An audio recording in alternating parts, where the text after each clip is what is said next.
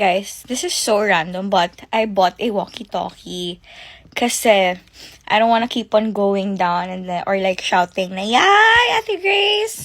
And sometimes kasi, diba, when you're using your phone, you don't always reply agad. Kaya I decided na to buy a walkie-talkie. Tsaka, medyo kasi they're old na, so hindi sila masyadong ma-phone. Kaya, Channel mode.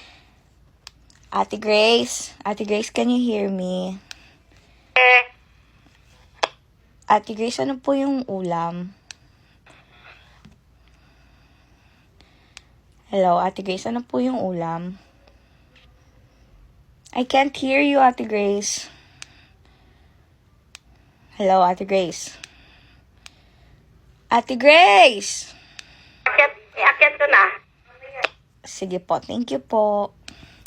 Yan. I bought 8 walkie-talkies para kahit na like asa hospital ako kasi yung labor room, in and out ako dun sa labor room eh.